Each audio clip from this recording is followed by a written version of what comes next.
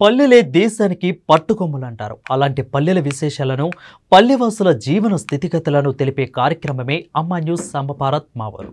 ఈ కార్యక్రమంలో భాగంగా ఆదిలాబాద్ జిల్లా జైనత్ మండలంలోని అతి ప్రాచీన గ్రామం పోరజ్ విశేషాలను మా రీజనల్ కోఆర్డినేటర్ సత్యనారాయణ అందిస్తారు.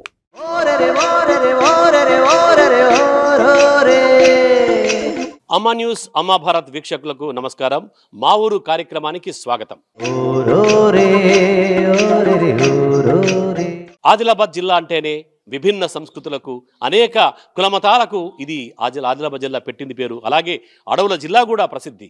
అలాంటి ఆదిలాబాద్ జిల్లాలో ఒక మారుమూల గ్రామం భోరజ్లో మనం ప్రస్తుతం ఉన్నాం. ఈ భోరజ్ గ్రామ విశేషాలను, భోరజ్ చరిత్రను, గ్రామంలోని పాడి పంటలను, ఆ తర్వాత గ్రామంలో ఉన్నటువంటి కులమతాలకు అతీతంగా చేసుకునే పండుగలను, పబ్బాలను, ఇవన్నీ కూడా గ్రామస్తులతో మనం చర్చించేందుకు ఇక్కడ అందరూ కూడా సిద్ధంగా ఉన్నారు. మీ అందరికీ అమ్మ న్యూస్ అమ్మ భారత్ తరపున నమస్కారం అండి.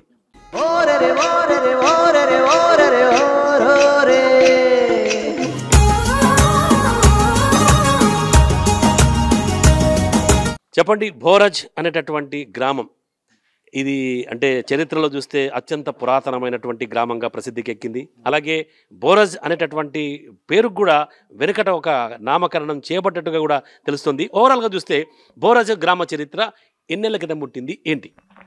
భోరజ్ గ్రామం అంటే ముందు సారు ఇది భోర్జం అనేటోళ్ళు. రాను రాను రాను అనేది భోర్జంగా మారిపోయింది. భోర్జం అనేదానికి నిదర్శనంగా ముందు మా పెద్దలు చెప్తుండే ఇక్కడ బొరియలు ఉంటుండే అని చెప్పి, అందుకే బొరియలు అంటే బొరియలు ఉన్న గ్రామము అని చెప్పి అందుకే భోర్జం అని పెట్టింది. దానికి రాను రాను రాను భోర్జంగా మారిపోయింది. ఈ గ్రామానికి దగ్గర దగ్గర 700-800 సంవత్సరాల చరిత్ర ఉంటుంది. ఇప్పుడు ఉదాహరణకు మాది కడప జిల్లా, 500 సంవత్సరాల క్రితం మా పెద్దలు ఇక్కడికి వలస వచ్చినట. అక్కడి నుంచి కడప జిల్లా పొద్దుటూరు నుంచి. అయితే 500 సంవత్సరాలు వచ్చి మేమే అయిందంటే దేనికన్నా ముందు ఒక 2-3 సంవత్సరాల క్రితం అయి ఉంటుంది. అప్పటికి ఆంజనేయ స్వామి, పోచమ్మ దేవాలయాలు నిర్మాణం అయి ఉండే. మేము వచ్చినప్పుడే మా పెద్దలు చెప్తుండే అది. అయితే మరి నాకు తెలిసి ఈ గ్రామంలో రామాలయం వెలిసింది. అది 89 మే 7 తారీఖు నాడు మాకు తెలిసింది. అది దగ్గర దగ్గర 30 సంవత్సరాలు అయిపోయింది. అక్కడ హైవే పక్క పన్ను ఉండేది అప్పుడు.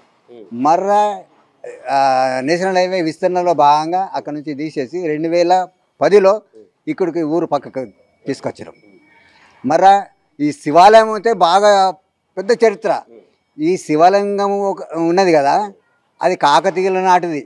అది ఎక్కడ దొరికింది అంటే ఈ చాందా దర్గా దగ్గర వాగులో పడి ఉంటే ఒక గౌడు అని శివభక్తుడు నిండి మా దగ్గర, రాజాగౌడ్ అని చెప్పి, ఆయన కలలో వచ్చిందట.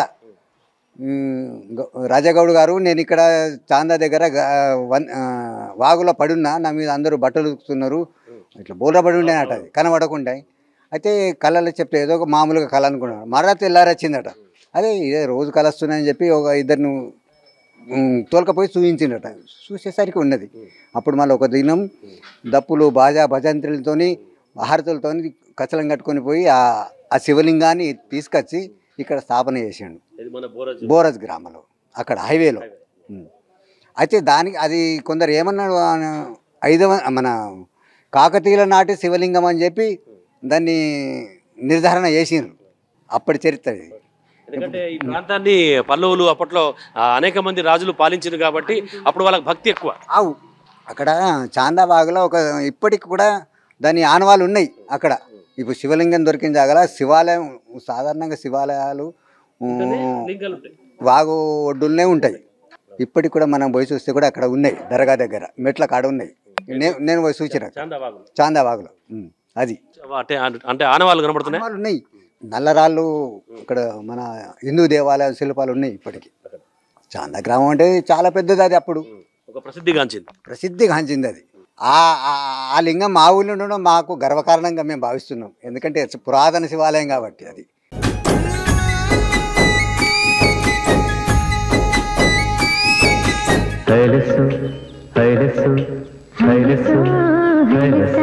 దాదాపుగా ఎన్నో ఏళ్ల పాటు మీ శివాలయం అయితే ఈ భోరజ్కి అయితే మంచి పేరు తెచ్చింది. ఎందుకంటే ఇటు మేము విన్నాం, నాగపూర్ వెళ్ళేటటువంటి వాళ్ళందరూ కూడా అక్కడ ఆగి నీళ్లు తాగి తర్వాత వంటలు వండుకొని కూడా భోజనం చేసి వెళ్తుండేటటువంటి ఉంది.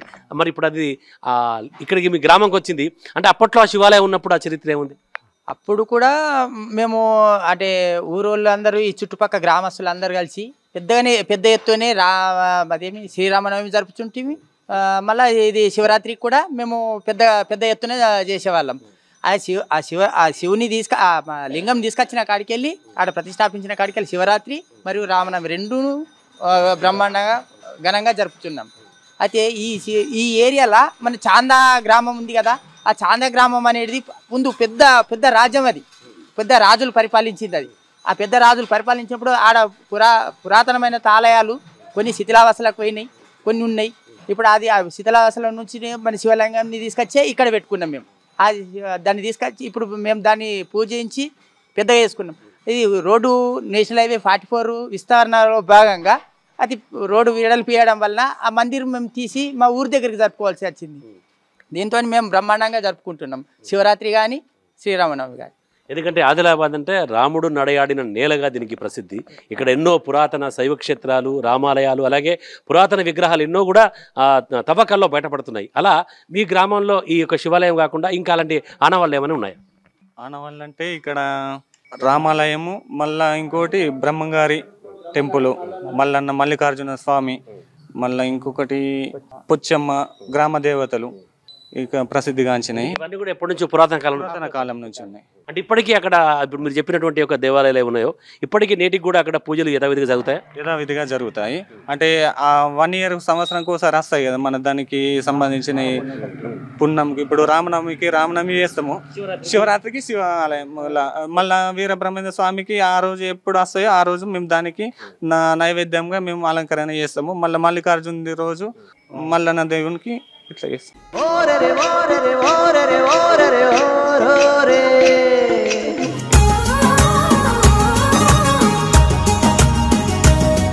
వ్యవసాయ గ్రామమే, పాడి పంటలు ఉన్న గ్రామమే. కానీ కాలానుగుణంగా మార్పు రావడం వల్ల ఇప్పుడు పాడి పశువులు తగ్గిపోయినాయి. ఎందుకంటే వాటికి మేత మేపడానికి భూములు లేవు, సరి అయిన పశుగ్రాసం లేదు, వాటిని కాసే గోపాలకుడు కూడా కరువు అయిపోయిండు. అట్లా అయితే వ్యవసాయం చేస్తున్నాం. ఇప్పటికీ వ్యవసాయం చేసినప్పటికీ వ్యవసాయానికి గిట్టుబాటు ధర లేదు, అధిక ధరలు, కూలీల పెంపు, దీంతో వ్యవసాయదారుడు కుదేలైపోతున్నాడు.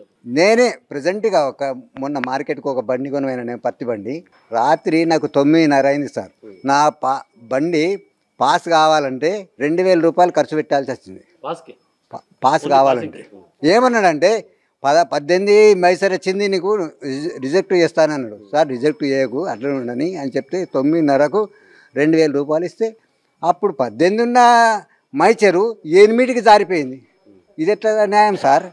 అంటే ఒక అవినీతి జరుగుతుందంట. అవినీతి 100% అవినీతి. రైతుని దోచుకునేవాడు అనేకులు, అందుకే రైతు దిగజారిపోతున్నాడు. ఇవాళ రైతు నారాజు అయిపోతున్నాడు. సరే, సాధారణంగా మీ గ్రామంలో ఓవరాల్గా చూస్తే ఎన్ని గడపలు ఉంటాయి? 285 దాకా ఉంటాయి గడపలు. అంటే ఈ 285 కుటుంబాల్లో ఏ కుల మతాలు ఉన్నాయి? కుల మతాలు అనేది లేదు, మేము అందరం సమైక్యంగా ఉంటాము. కాకపోతే కులాలు వేరు. రెడ్డిలు ఉన్నారు, రెడ్డికాలు ఉన్నారు, గొల్లలు ఉన్నారు, చాకలోళ్ళు ఉన్నారు, మంగళులు ఉన్నారు, కమ్మరి, వడ్రంగి, అన్ని కులాలు మేము ఐక్యంగానే ఉంటాం. ప్రతి పండుగకు మేము అందరం కలిసి జరుపుకుంటాం.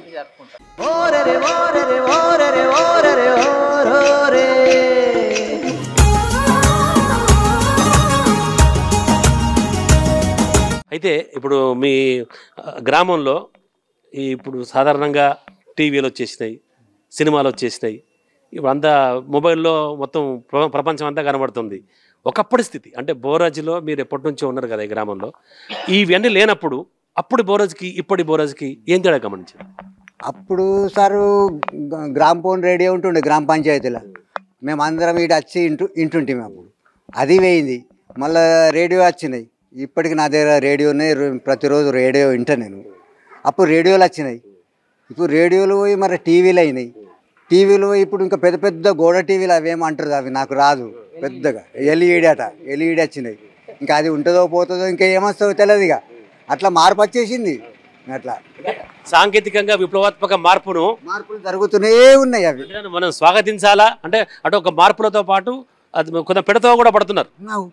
ఇప్పుడు సెల్ ఫోన్లు వచ్చినాయి, సెల్ ఫోను వాడుకున్నట్టు ఉంటుంది. మంచిగా వాడుకుంటే మనకు లాభం, ఎక్కువ శాతం చెడుగానే వాడుకుంటున్నారు, చెడిపోతున్నారు జనం. అందులో అన్నీ వస్తాయి, అట్లా చెడిపోతున్నారు జనం. సెల్ ఫోన్తో మన వాతావరణం కూడా కాలుష్యం అయిపోతున్నది. పక్షులు ఎక్కడున్నాయి సార్ ఇప్పుడు? ఆ సెల్ ఫోన్తో పక్షులు కూడా రేడియేషన్తో పోతున్నాయట, చనిపోతున్నాయట, కనుమరుగైపోతున్నాయి అవి. అట్లనే ఇప్పుడు ఎట్లయితే పక్షులు కనుమరుగైపోతున్నాయో, తర్వాత ఈ యొక్క ఆధునిక సాంకేతిక విప్లవం ద్వారా ఏర్పడేటువంటి ఒక దాంతో కుల వృత్తులు కనుమరుగైపోతున్నాయి. కానీ ఇప్పుడు ఏవైతే కొంతమంది జానపద కళలు, తర్వాత ఒగ్గు కథలు, బుర్ర కథలు, తర్వాత ఈ మీరు వీరబొమ్మం కథలు ఇవి ఉన్నాయి కదా, ఈ కళలు అంటే ఈ రోజుల్లో ఉన్నాయా లేదంటే ఇవి కూడా అంతరించిపోతున్నాయా? ఉన్నాయి సార్. అంటే ముందు ఎట్లుండే సార్ అంటే అంటే ఈ ఊరు చిన్నగా ఉండే, ఈ ఒక 2 వాడలు కొత్తగా విరినాయి. ఈ ఊరు ముందు ఒక 50 సంవత్సరాల కిందట 40 సంవత్సరాలు, అంటే నాకు 49 సంవత్సరాలు ఉన్నాయి. 49 సంవత్సరాల కిందట పెద్దలందరూ వచ్చి ఈడ సాయంత్రం టైంలో కూర్చొని, ప్రొద్దున సమయంలో కూర్చొని అంటే వాళ్ళ బాగోగులు చెప్పుకోవడం. ఈ టీవీలతో మన ఏమైందంటే ప్రేమ బంధాలు అనిపోయినాయి, అంటే బంధుత్వాలు కూడా దూరం అయిపోయినాయి. దీంతో ఏమవుతుందంటే ఒక మనిషికి అంటే కమ్యూనికేషన్ తగ్గిపోయింది. కమ్యూనికేషన్ తగ్గిపోయి ఏమవుతుందంటే ప్రేమ బంధాలు తగ్గిపోతున్నాయి. అయితే ఒక మనిషి మాట్లాడాలంటే అరే ఫోన్ ద్వారానే మాట్లాడు, ఇది పక్కకు కూర్చుంటే అతడి ఆరోగ్యం గురించి చర్చించే వాళ్ళం, అట్లా చర్చించుకునేటం. ఇలాగే మనం కూర్చొని మనం ఏం చేద్దాం, మన ఊరికి ఒక నాటకం ఆడదాం, ఊళ్ళో నాటకం బ్రహ్మంగారి నాటకం ఆడదామా, మరి రామాయణం ఆడదామా, భాగవతం. మా ఊళ్ళే రామాయణం ఆడినరు, భాగవతం ఆడినరు, ఇది బ్రహ్మంగారిది ఆడి. ఇప్పుడు ఆ కళాకారులు ఉన్నారా మన దాంట్లో ఎవరైనా? ఉన్నారు సార్.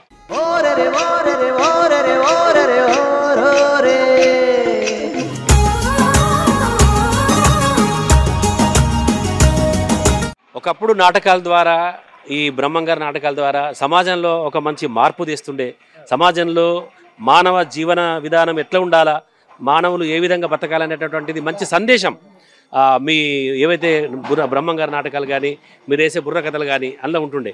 మరి ఇప్పుడు ప్రజెంట్గా ఉన్నటువంటి ఒక స్థితిలో మీ కళలకు అంటే పిలుస్తారా, ఆదరణ ఉందా?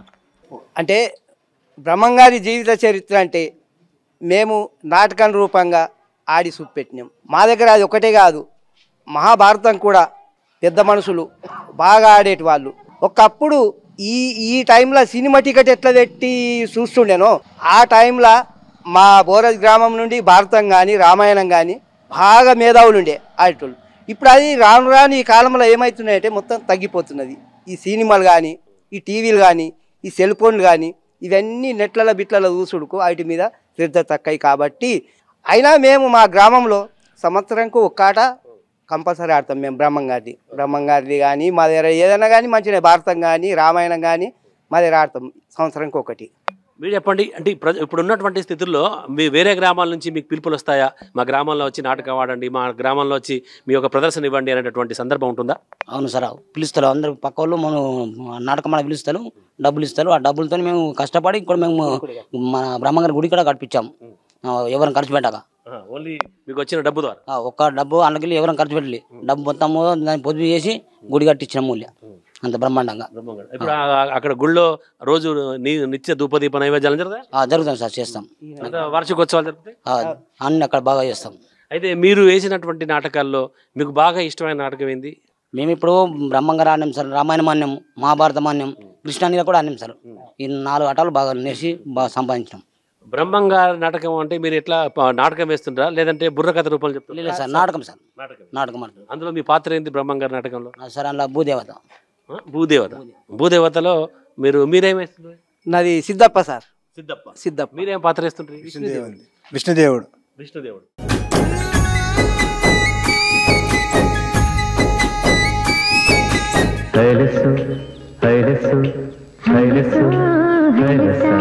అయితే ఈ మీరు భూమాతగా, భూదేవిగా మీకు గుర్తుకొచ్చిన పద్యం కానీ పాట కానీ కూడా చెప్పండి.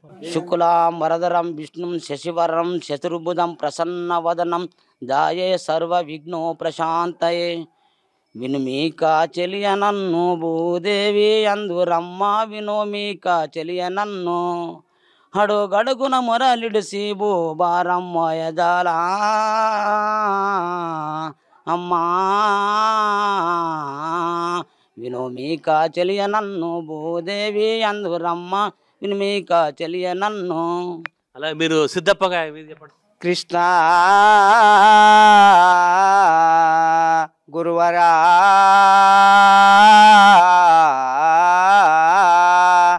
నమ్మి వచ్చితినయ్యా నా పాలి దైవమారమ్మ అని పిలవురా బ్రహ్మా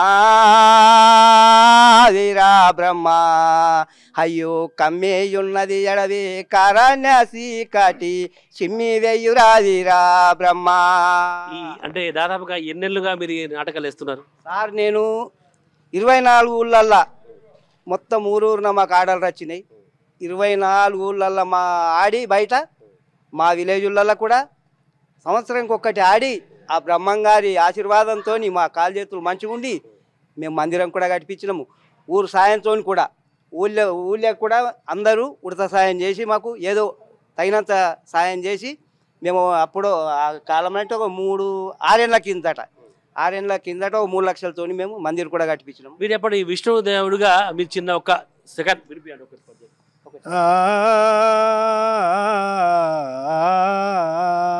విష్ణుదేవు డాను దారక సృష్టికరుతయు నే వినరా విష్ణుదేవు డాను దారక.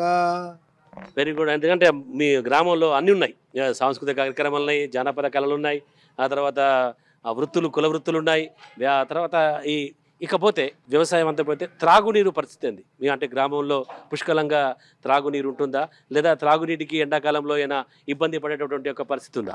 లేదు సార్, గతంలో మేము బోరాజు గ్రామంలో మాకు వాటర్ ప్రాబ్లం బాగా ఉండేది. అది తరోడా వాగుకు పోయి బంబు కసలు కట్టుకొని తీసుకొచ్చుకునేది. ఊర్లో 2 బావులు ఉండే, ఆ 2 బావుల కాడ కూడా తెల్లని దాకా పొద్దు దాకా అంటే మా పెద్దలు చెప్తే మేము అప్పుడు బాగా కష్టం ఉండే. ఇప్పుడు ఏమైందంటే మన కోడెడ్ ప్రాజెక్టు వలన చాలా గ్రౌండ్ వాటర్ పెరిగింది. ముందు 10 బోరింగ్లు వేస్తే ఒక బోరింగ్ సక్సెస్ అవుతుండే. అయితే ఇప్పుడు ఏమైంది, 10 బోరింగ్లు వేస్తే 9 సక్సెస్ అయితే ఒకటి ఫెయిల్ అయితే చెప్పలేము. అది ఒకటి కూడా ఫెయిల్ కాకపోవచ్చు, ఎందుకంటే గ్రౌండ్ వాటర్ బాగా పెరిగింది. దేవుని చొప్పున మా ఊర్లో ఎప్పుడైతే ఆనందం ఉంది. ముందు అసలు వ్యవసాయదారం అంటే పంట అంటే వాటర్తోని పండించేవారు కాదు. ఇప్పుడు దగ్గర మా ఊళ్ళో కూడా 25% మంది బోర్లు వేయించిండ్రు. మంచిగా పుష్కలంగా పంటలు పండుతున్నాయి బ్రహ్మాండంగా. అంటే తాగుడికి ఇబ్బంది లేదు, తాగుడికి ఇబ్బంది లేదు, పంటలకు కూడా ఇబ్బంది లేకుండా అయింది. ఎండాకాలం మాత్రమే. ఎండాకాలం కూడా ఇప్పుడు ఏం లేదు ప్రాబ్లం. ముందు ఇప్పుడు వాటర్ ట్యాంకు మేము దగ్గర ఒక 20 సంవత్సరాలు అవుతుంది వాటర్ ట్యాంకు నిర్మించి. ఈ వాటర్ ట్యాంక్ తోని మా ఊర్లో అందరికి వాటర్ వస్తుంది, అందరికి నీళ్లు అంటే నీళ్ళ సమస్య ఏం లేదు.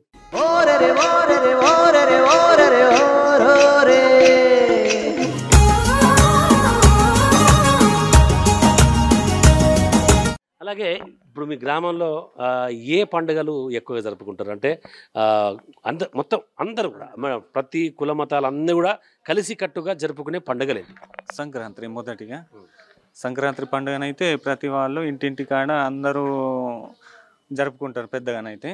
మళ్ళా పొలాల ఉగాది, మళ్ళా దసరా, మొహరం పండుగనైతే అందరం కులాలకు అతీతంగా లేకుండా ఏమి భిన్నాభిప్రాయాలు లేకుండా జరుపుకుంటాం. అది మొహరం పండుగ. అంటే ఒక జాతరలా జరుపుకునే పండుగ ఇది. జాతరలా జరుపుకునే మొహరము రామనవమి. జాతర అంటే ఇక్కడ రామనవమి చుట్టుపక్కల ఊరన్నీ ఇక్కడ వస్తాయి. ఇక్కడ బోరాజుకు ఇక్కడ రామనవమి ఉంది కదా, శివాలయము ఇక్కడ ఉండుట్ల, మళ్ళీ రామనవమి ఉండుట్ల ఈ చుట్టుపక్కల గిమ్మ అని మన ఇక్కడ సిరిసన, రాంపూర్, గూడ ఈ గ్రామాలన్నీ ఇక్కడికి వచ్చేస్తుంటాయి. రామనవమి మంచిగా పెద్దగా బ్రహ్మాండంగా జరుపుతారు. మరి ఆదిలాబాద్ నుంచి కూడా వస్తారు ఇక్కడ. ఈ హైవే రాకముందు సార్ మేము ఈ చుట్టుపక్కల రామాలయాలు ఏవి లేకుండే సార్. బోరాజు ఒక్కటే రామాలయం ఉండే. దానివల్ల ఏమవుతుండే, దగ్గర మొత్తం ఒక 50 గ్రామాలు ఇక్కడికి వచ్చేటి. మేము 12 కుంటల బియ్యం పెడితే దంగుతుండే అక్కడ. ఇప్పుడు ఇక అన్ని ఊర్లలో ఇప్పుడు నీలారలో అయింది, మళ్ళీ ఇటు పిప్రాడాలో అయింది, ఇటు చాందాలో అయింది. చాందాలు ఆవిడకు ఏమైందంటే కొంచెం జనాభా తగ్గింది. ఇప్పుడు మేము దగ్గర 4-5 కుంటల బియ్యం పెడితే 4-5 కుంటల బియ్యం తగ్గుతుంది. గతంలో 12 కుంటల బియ్యం తగ్గుతుంది, 13 కుంటల బియ్యం తగ్గుతుండే. అంటే పెద్ద జాతరగా ఉంటుండేది. ఇప్పుడు ఏమైందంటే అన్ని ఊర్లలో రామాలయం కొంచెం తగ్గింది. అయినా కానీ చుట్టుపక్కల ఒక రామాలయ లేని ఊర్లు దగ్గర దగ్గర ఇప్పుడు జమ్దాపూర్ కానీ గూడ సిరిసన ఈ మన ఇది తరోడ ఈ పూసాయి పౌజ్పూర్ వాళ్ళు వీళ్ళు దగ్గర దగ్గర వాళ్ళు వస్తారు. ఇప్పుడు నీలారకు కొందరు అటు పోతారు, నీలార దగ్గర వాళ్ళు అట్లా. అంటే మీ గ్రామంలో ఆధ్యాత్మిక భావన ఎక్కువ ఉంటుంది అనుకుంటా. ఉంది సార్. మా దగ్గర సుందర చైతన్యది ఉంది. మా సుందర చైతన్య ప్రోగ్రామ్స్ చేస్తారు. జోగేశ్వర్ది కూడా చేస్తారు. ఆ ప్రోగ్రామ్ కూడా చేసుకుంటారు. జయ యోగేశ్వర్ అంటే స్వాధ్యాయం. స్వాధ్యాయము అంటే సుందర చైతన్య. గ్రామంలో ఇప్పటికైతే పంటల గురించి చెప్పుకున్నాము అనిగా చెప్పు, సమస్యలు ఏమైనా ఉన్నాయా గ్రామంలో? అంటే రైతులు ఎదుర్కొనే కానీ, గ్రామస్తులు ఎదుర్కొనే కానీ, మహిళలు ఎదుర్కొనే సమస్యలు ఏమైనా గ్రామంలో ఉన్నాయా? ప్రస్తుతం అయితే వ్యవసాయం సారు దిగజారిపోతున్నది. ఎందుకంటే కుల వృత్తులు ఎట్లయితే మటుమాయం అవుతున్నదో వ్యవసాయం కూడా చేయొద్దని రైతు నారాజు అయిపోతున్నాడు.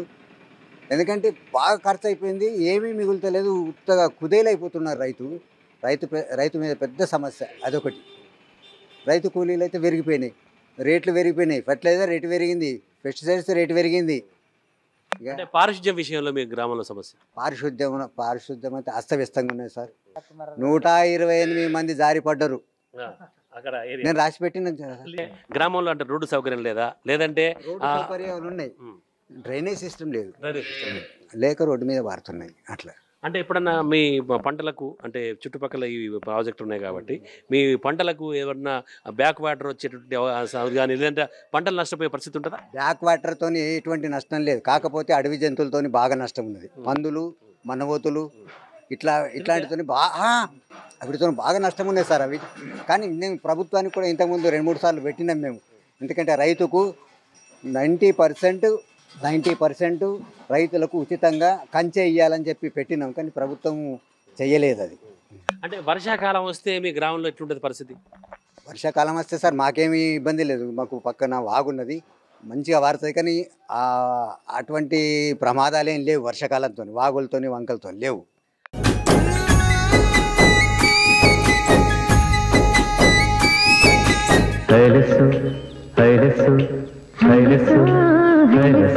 గ్రామం గురించి అంటే గొప్పగా బయట చెప్పుకుంటారు. నాటు వైద్యము ఇక్కడ పాము కాటుకు మందిస్తారని చెప్పుకుంటారు.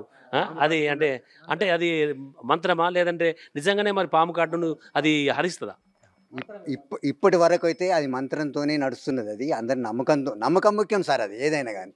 ఇప్పటి వరకు ఎవ్వరూ ప్రాణహాని జరగలేదు. వాళ్ళకు దగ్గర ఒక ఇంతకుముందు కుట్టి కూడా కాలుకు కానీ చేయికి వాపు వస్తే కూడా వీళ్ళు ఏదో మంత్రం ఇచ్చి వెన్న ఇస్తారు. వెన్న రాసుకుంటే కూడా తగ్గిన రోజులు ఉన్నాయి. కొందరికైతే కాలు చెడిపోయి మురిగిపోయి ఆపరేషన్ చేసుకున్న వాళ్ళు కూడా ఆ పుండు తగ్గింది వీళ్ళ మంత్రం దాంతో. అంటే ఎవరు ఇస్తారు? మీరు ఇస్తారా? అంటే ఇప్పటి వరకు అంటే ఎంతమందికి మీరు ఆ నాటు వైద్యం అంటే పాము కుడితే కానీ లేదంటే అంత చెప్పినట్టు రోగం కాలుకి అనగా వస్తే ఎంతమందికి వైద్యం చేసినారు, ఎంతమందికి నయమైంది, వాళ్ళ పట్ల మీకున్న విశ్వాసమే? సార్ మేము నమ్మకంతోనే ఒక జపం నేర్చాం. ఆ జపం వల్ల చుట్టుపక్క గ్రామాలందరూ వస్తారు. మా గురువు మాకు ఇచ్చిన ఆయన పట్టుదలతో మేము ఉన్నాము, నియమాలు పాటిస్తాం. కాబట్టి ఎవరికి తెలిసినా మా దగ్గరికి వచ్చేస్తారు. మా దగ్గరికి వస్తే మేము ఆయన ముట్టం పట్టము, మా జపంతో దేవుని ప్రార్థన చేసి ఆయన కాపాడతాం. ఆయనకు తగ్గుతుంది సంతోషంగా. అంటే పాము కాట దగ్గర ఏదైనా మందు రాస్తారా, లేదంటే విషయం తీసేస్తారా? లేదు సార్, విషయం లేక మంత్రంతో చేసిన తర్వాత మళ్ళా అది ఆయన తర్వాత వెన్నమ రాసి తక్కువ చేసేస్తాం. అవును సార్. అంటే ఇప్పటి వరకు మీ దగ్గరికి ఎంతమంది అట్టు వచ్చింటారు సార్? 100,000 మంది వస్తారు సార్. చుట్టుపక్కల కూడా సంతృప్తికరంగా వెళ్ళిన ఎవరికి కూడా ఏమి అపాయం కాకుండా దేవుని దేవ వల్ల ఈ గ్రామ దేవ వల్ల క్షేమంగా వెళ్ళిపోయింది. అంటే దీనికి ఒక టైం ఉంటుందా, లేదంటే ఎప్పుడైనా ఎవరైనా రావచ్చు? ఎప్పుడైనా రావచ్చు సార్, దానికి టైం ఏం లేదు సార్. అంటే ఇప్పటికీ కొనసాగిస్తున్నారు దాన్ని? అవును సార్, ఇప్పటికి కూడా ఆయన దాన్ని మేము పాటిస్తున్నాము, సంతోషంగా ఉన్నాం సార్. అంటే ఇప్పుడు మీరు పాటించాల్సిన నిబంధనలు ఏముంటాయి? ఇప్పుడు అంటే ఆ మంత్రం రావడం కోసము నిబంధనలు పాటించాలి కదా, ఎందుకంటే ఒక శక్తి రావాలంటే కొన్ని నిబంధనలు ఉంటాయి. అలాంటి నిబంధనలు మీరు ఏం తీసుకుంటారు? అంటే నేను మా ఊళ్ళో నేర్చి 30-35 సంవత్సరాలు అవుతుంది. నేను నేర్చి ఒక 10 సంవత్సరాలు అవుతుంది. దాదాపుగా మేము నేర్చి నుంచి ఇక్కడ ఒక చెట్టు పెట్టేంటి. అంటే ముందు అక్కడ పూసాయి మా గురువు ఉంటుండే కదా, అక్కడ ఇంకెందుకు మీరు ఇక్కడనే ఇది చేసుకోండి అంటే పంచమికి మేము పంచమి రోజు ఒక 9 మంది అప్పుడు ఉంటే ఒక 5 చెట్లను పెట్టి ఇక్కడ వేప చెట్టు అని ఒక చేనులో పెట్టింటి. అయితే ఆ 5 చెట్లు నారుకునాల అంటే 5 సంవత్సరాల వరకు ఒక్క చెట్టు కూడా పోద్దు. మళ్ళీ అందులో మేము పెట్టిన వాళ్ళము ఎవరు కూడా మరణించకుండా ఉంటేనే అవి మనకు రేపటి రోజు దాని ప్రాముఖ్యత అనేది మనకు తెలుస్తుంది.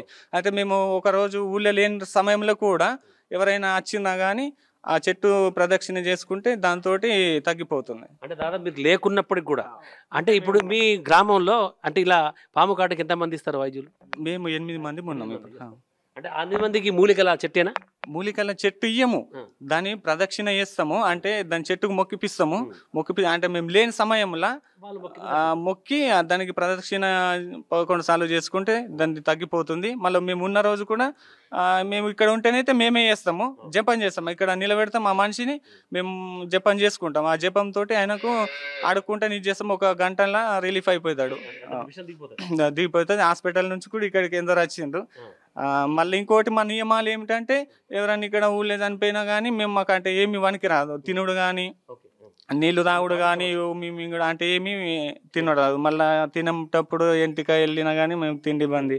అంటే బయట చనిపోయినప్పుడు మేము బయటకు వెళ్తాము, అక్కడ స్నానాలు అవి ఆచరించుకొని మళ్ళీ యథావిధిగా అంటే కార్యక్రమానికి మేము ఇక్కడ పాల్గొనవచ్చు.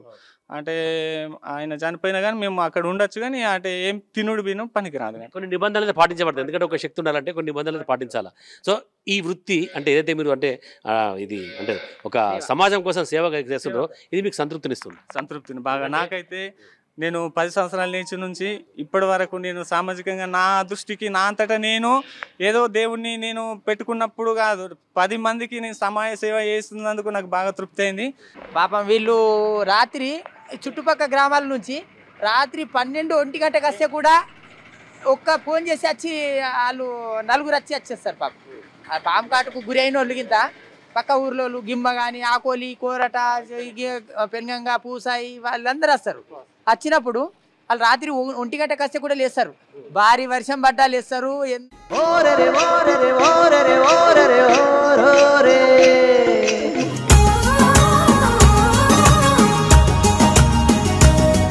మా బోరాజ్ గ్రామానికి అమ్మ న్యూస్ ఇంతవరకు ఏ న్యూస్ వాళ్ళు కూడా వచ్చి ఇంత అంటే క్లుప్తంగా కానీ ప్రజల బాగోగులు కానీ ఊరు గురించి కానీ తెలుసుకోవడం ఎప్పుడు జరగలేదు.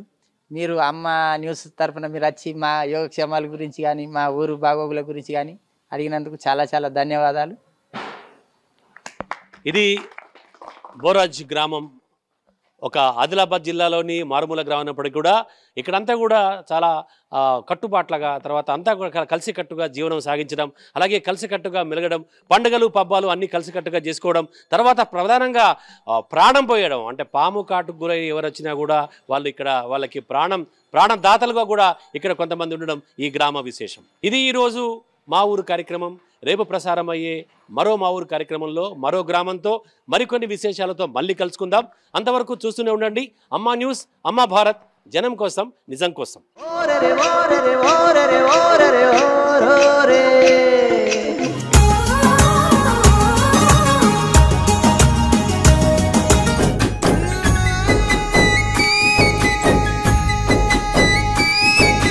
హైలెస్సు హైలెస్సు హైలెస్సు హైలెస్సా